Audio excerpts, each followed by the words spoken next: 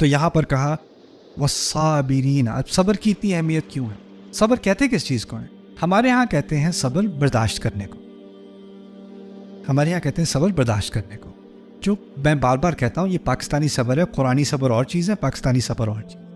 قرآن والا صبر کیا ہے کہ جو آپ صحیح کام کر رہے ہو وہ آسان ہو، مشکل ہو، کوئی سپورٹ کرے، کوئی نہ کرے، کوئی اکیلا ہو، کوئی سب کے ساتھ ہو، کوئی کمزور اپنے آپ کو محسوس کرے، کوئی طاقتور محسوس کرے، کوئی فرق نہیں پڑتا. جو میں نے کرنا ہے وہ میں نے کرنا ہے. میں نے ہٹنا نہیں ہے، میں نے پیچھے نہیں ہٹنا، میں نے پیچھے قدم نہیں، میں نے آہستہ قدم لینا ہے لیکن قدم میں نے ضرور لینا ہے.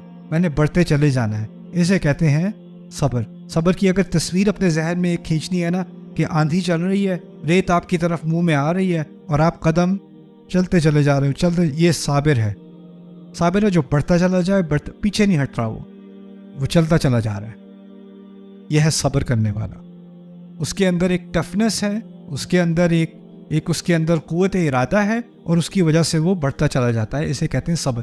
اس لیے صبر اور استقامت کے لفظ دونوں ہم اکٹھے استعمال کریں. صبر و استقامت. کیوں؟ کیونکہ اس میں اردو کے اعتبار سے اصل میں اس میں استقامت ہے. اصل میں استقامت ہے. اس کی اہمیت کیا ہے؟ فرض کریں کوئی اچھا تھا، اللہ پر ایمان لایا، اس کی کتابوں پر، رسولوں پر، فرشتوں پر، نماز پڑھی، زکوٰۃ دی، خیرات کی، لوگوں کا خیال کیا، وعدے پورے کیے، لیکن پھر ڈھیلا پڑ گیا. کس چیز کی کمی تھی؟ صبر کی کمی تھی.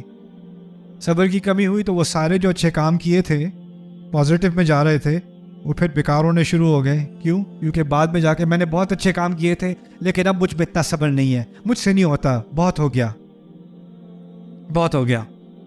یہ کیا ہے؟ صبر کی کمی. میں مردوں اور عورتوں میں صبر کی کمی مختلف طریقوں سے آتی ہے. میں آپ کے بارے میں ایک بات بتاتا ہوں، میں نے بہت دفعہ سنی ہے. مجھے کہتا ہے میں بہت نماز وغیرہ، میں نے سوچا میں نماز پڑھنا شروع کروں اور مجھے خیال ہوا کہ میں جاؤں اور میں اٹینڈ کروں اور میں کچھ سیکھوں. تو میں وہاں پہ گئی، پہلی دفعہ میں نے پردہ کیا اور میں نے نماز پڑھی اور پیچھے سے کسی نے مجھے کہا آپ نے نماز غلط طریقے سے پڑھی ہے. پھر میں نے کہا بس میں یہاں واپس نہیں آ سکتا. اتنے ججمنٹل لوگ ہوتے ہیں، یہ اتنا مجھے جج کیا ان لوگوں نے، میں اب نہیں آ سکتی یہاں پہ. کیونکہ اس اتنا بڑا فت مجھے کیسے کہہ دیا انہوں نے، یہ کتنی بے دردی سے اس نے مجھے ایک کامنٹ مارا. اب کمپیئر کرتے ہیں، یہ بندہ نماز پڑھنے گیا مسجد میں، کسی نے کہا تیرے پانچے اس سے نیچے ہیں، ٹہنے سے نیچے، تیری نماز نہیں ہوگی. وہ ایسے تیری نماز قبول نہیں ہوئی. کہتے ہیں ٹھیک ہے. اس کو ٹو ڈفرنٹ ریئیکشن.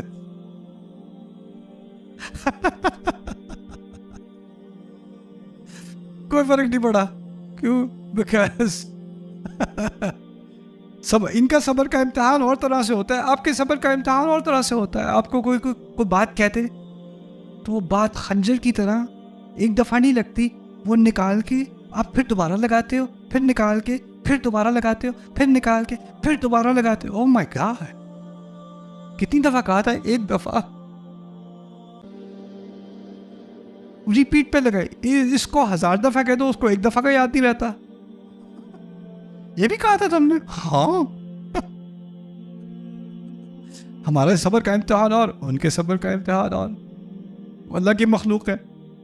ان سعیکم لشتی، تمہاری کوششیں مختلف ہیں. اللہ